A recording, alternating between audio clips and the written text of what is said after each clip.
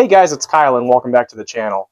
I know that we've been experimenting with this Valvoline Restore and Protect on a couple of vehicles now.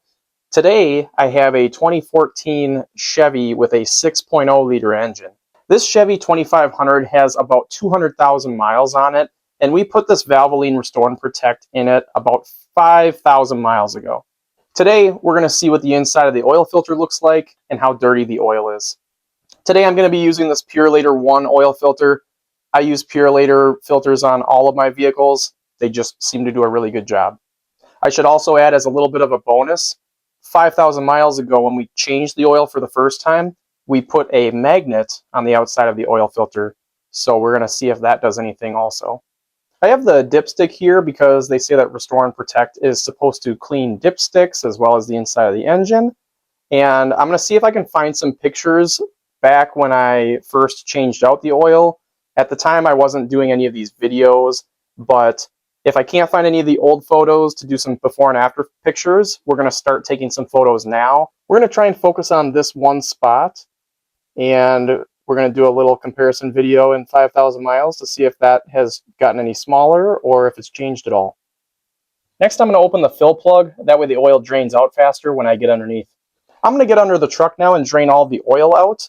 I would bring you guys with, but it's kind of hard for me to do what I need to do and move the camera around down there, so I just don't have a really good way to do that right now. I will take a little bit of an oil sample just in a bottle and show you guys what it looks like. That way you don't feel too left out. I wiped off some of the oil that I got on my gloves, and obviously it's kind of dark, but this is what it looks like on a piece of paper towel. Also, this is one of the magnets that I use on my oil filters. I don't use the oil filter magnets that people sell. They're so much more expensive than these, and these are honestly stronger than the one oil filter magnet that I did buy, that I just bought a pack of like 6 of these for the same price of one. So I'll link this in the description too. While I was draining out the oil, I was looking at the old oil drain plug, and I noticed that there's some spots on it. I don't really know exactly what it is, but I figured since I saw it, I would show you guys, and maybe on our next oil change interval, I'll do a little comparison and see if that spot went away or not.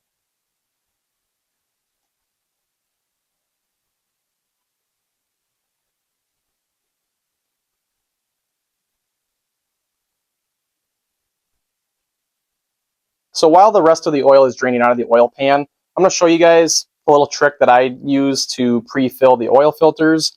If you guys are curious, there's a couple people that have done tests on it.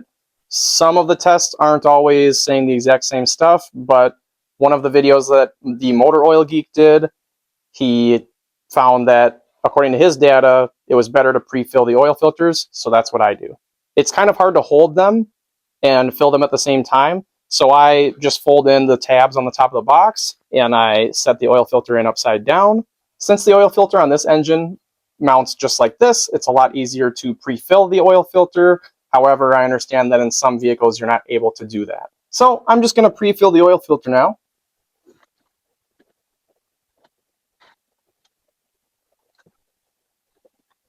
And it's not that big of a deal if you get a little bit on the top, because you're going to want to take a little bit of that and put it on the top of the O-ring anyways, just so that it's easy to come off next time. Like I said, now I'm just going to put some of this new oil on the O-ring at the top. You don't need a whole lot, just enough to kind of coat it. Now that this is pre-filled and the O-ring has oil on it, I'm going to go throw this on. I almost forgot my magnet. I'm going to make sure that I put this on there also. Now that the oil filter is back on, I'm going to put the drain plug in. If you guys are looking for a cheap creeper to use, this is only about $50, and I've had it for a while now, and I don't really have any complaints. It works pretty well. It's nothing fancy. It's not going to be super, super comfy, but like I said, I don't really have any complaints. All right, now that I have everything ready to go underneath, the drain plug and the oil filter, it's time to put 6 quarts of oil in here. Before you start pouring this back into your engine, make sure that you tighten the drain plug and put that in, because you don't want this going out all over the floor. This Restore and Protect has gotten a little bit more expensive, but it is still only $30 at Amazon, and I'll make sure to leave a link there. If you guys do like these Restore and Protect videos, make sure to leave a comment and let me know to keep doing these.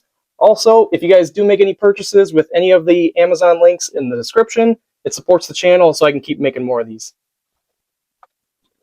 While I am letting every last drop of this Valvoline go into the engine, I figured it's a good time to let you guys know that if you do like this content, please like, subscribe, comment, all that cool stuff. Let me know what you like, what you didn't like, and I appreciate all of the comments, suggestions, anything that you guys have. I'm pretty sure that I have 6 quarts in here, but it's always a good idea to double check. And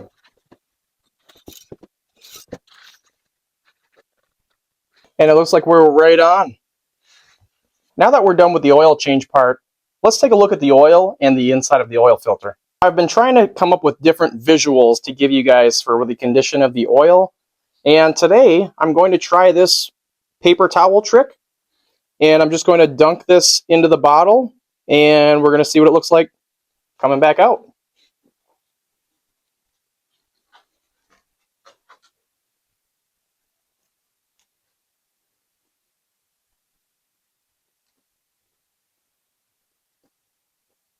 It's definitely a lot darker towards the bottom.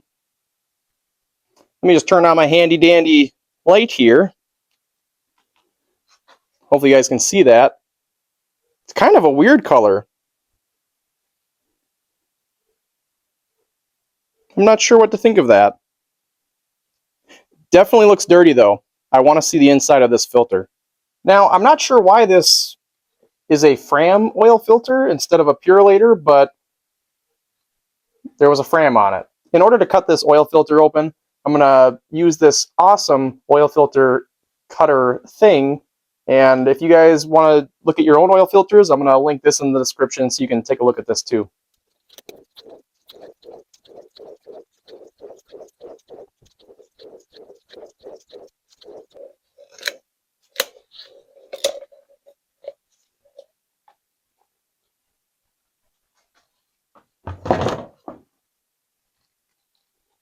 Now that I cut off the top of this oil filter, taking this out, I don't know what color the insides of these normally are, but this thing is black.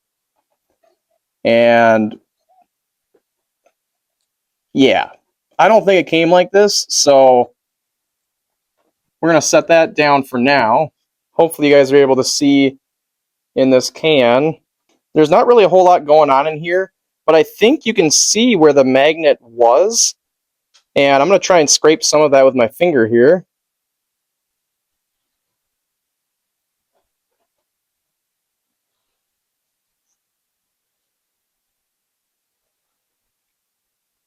Looks like there's definitely some silvery goo, hopefully not forbidden glitter. But if somebody asks me if oil filter magnets work, I'm going to tell you yes now. This is definitely some gritty metallic stuff in here. Hopefully you guys are able to see that, where I was wiping that from.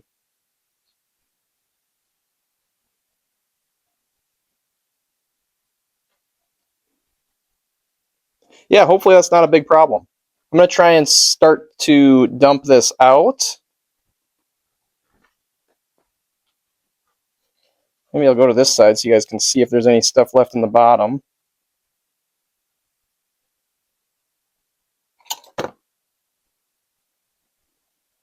Doesn't really look like anything, maybe a couple specks. Nothing crazy. Now let's take a closer look at the pleats on this oil filter. So I'm going to just show you guys what the inside of these pleats look like. There's definitely some gunk in here.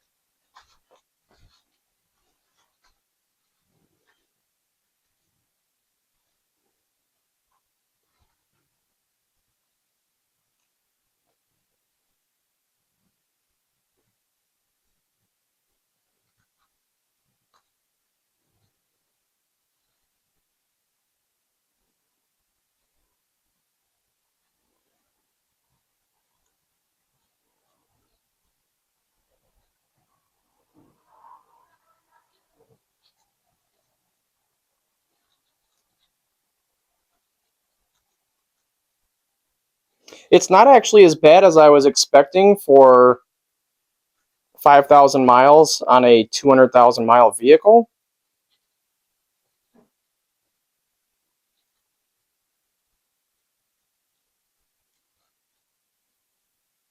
It just seems kind of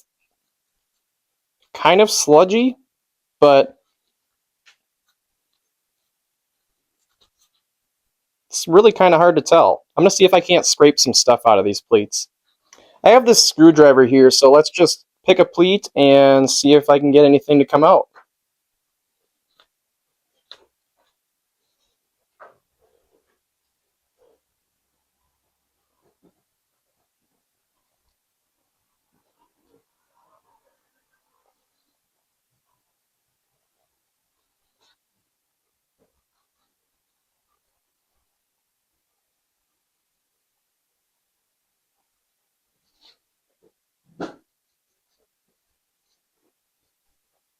There's definitely stuff getting caught in the filter, but it seems like it's super fine stuff.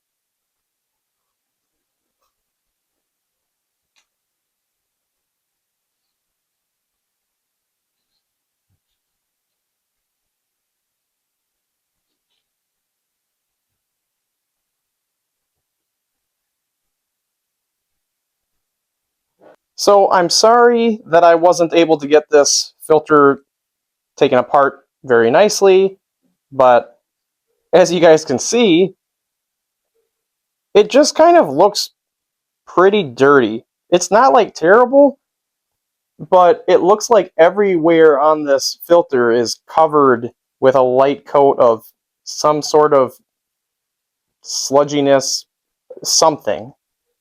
I don't know how to describe it. Also, if you guys have a good way of taking apart these Fram filters without completely destroying them, feel free to let me know in the comments, but I'm going to be using the Purolator anyway, and I have a lot of experience taking those apart, so hopefully this is not an issue again. I tried not to let you guys down too much, so I tore off a piece of the filter media, and this is the best piece that I was able to get.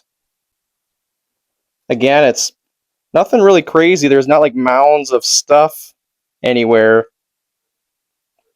but it just kind of looks dirty.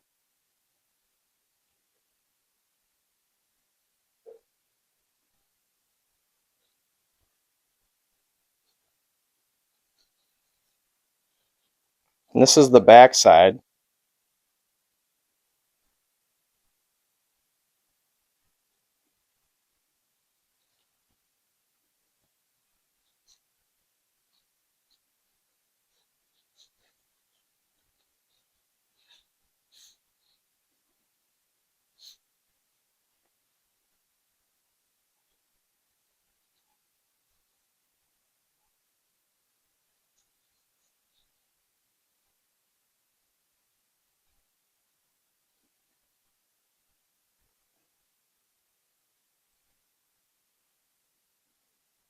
Like I said, nothing too crazy here except it just looks dirty.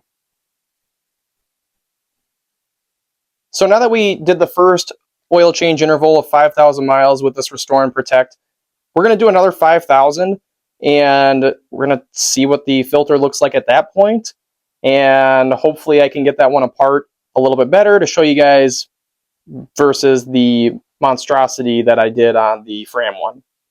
Thanks again for watching the video. If you guys like this kind of stuff, again, please like, subscribe, comment, all that cool stuff. If you've had your own experiences with Restore and Protect, let me know what you've seen with it as well. I think we're going to be doing a couple more videos with this Restore and Protect oil in the future, so make sure to keep an eye on any of these future videos, and thank you guys for watching.